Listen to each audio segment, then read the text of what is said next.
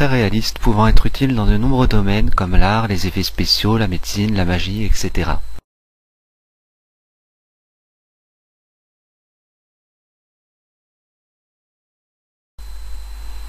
Se procurer un mannequin de vitrine réaliste en position debout, avec les bras orientés vers le bas et sans toucher le corps. Ils sont généralement accessibles aux particuliers qui les achètent par exemple pour de la déco. Poncer les éventuels petits défauts comme les traces de choc, rayures, coulures de peinture, etc. Améliorer éventuellement certains détails par gravure comme les lignes de la main par exemple. Créer un socle en bois constitué d'une barre verticale fixée sur une planche à l'aide d'équerre, puis faire un trou dans le crâne du mannequin pour pouvoir l'enfiler sur le socle.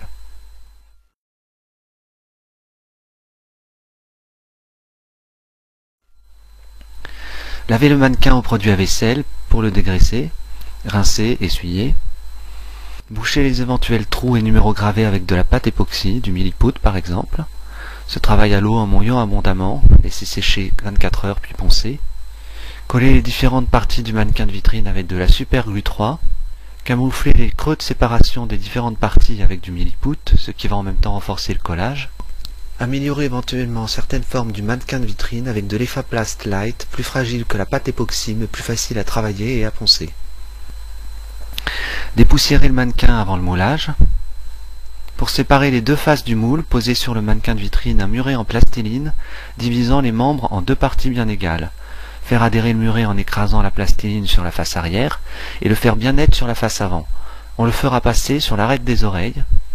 Si les doigts sont collés, on pourra simplifier en divisant la main en deux parties, sinon il faudra faire passer le muret entre les doigts. Créer une chape souple en silicone EC40 Ping Tixo en plusieurs préparations car ce silicone prend rapidement. Bien imprimer la surface du mannequin, puis lisser en tamponnant avec un doigt mouillé afin de retirer les contre-dépouilles.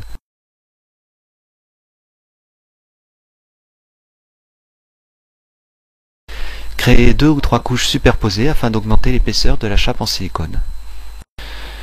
Il faut ensuite créer une chape rigide en plusieurs pièces. Pour séparer la première pièce des prochaines, poser un muret en terre. Préparer de la résine acrylique, par exemple du plasticrete, en ajoutant la partie poudre à la partie liquide jusqu'à obtenir une consistance suffisamment pâteuse pour adhérer sur la chape en silicone. Puis appliquer une couche au pinceau-brosse, y compris sur le muret en terre. Ajouter 2 ou 3 couches de résine en laissant prendre 30 minutes entre chaque. Puis faire une couche avec des morceaux de vérane. Tremper les morceaux dans la résine, les essorer, puis les appliquer en les superposant. Pour les bords, plier la vérane en deux pour une couche plus résistante car des vis seront insérées par la suite. La résine acrylique se nettoie à l'eau avant la prise, au-dessus d'une bassine pour ne pas boucher l'évier. Laissez sécher le muret en terre, puis le retirer. Créer le muret en terre pour séparer la deuxième pièce des suivantes. Passer une couche de graisse de vaseline sur le muret de la première pièce pour servir d'agent de démoulage. Puis créer la deuxième pièce et toutes les autres pièces sur le même principe pour créer toute la face avant de la chape rigide. Retirer le muret en plastiline. Appliquer de la graisse de vaseline sur le silicone afin de servir d'agent de démoulage. Puis créer la chape souple en silicone et la chape rigide en résine de la face arrière de la même façon que pour la face avant. Faire des trous sur les murets de séparation des pièces et sur les bords du moule afin de pouvoir y passer plus tard des vis.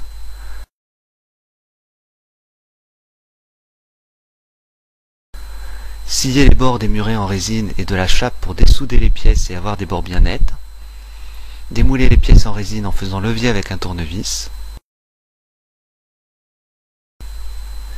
Faire des trous dans les pièces en résine tous les 10 cm environ.